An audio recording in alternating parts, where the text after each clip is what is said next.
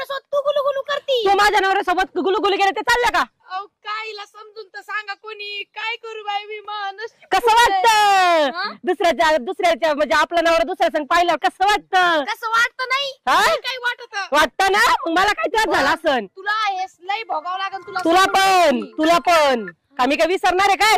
Hello हा तुला आहे ना पदोपदी आठवून. राग बो कोण बोलतोय? मी भाण्या ए भाना इकडे पुढे हा याला मालकीनेचा नवरा आहे काय? हा तू कोण आहे रे? मी भाण्या म्हणजे तू भाणे आहे का तू गडी का? हा ठेवलेला कामाला हा बारीकड फोन दे.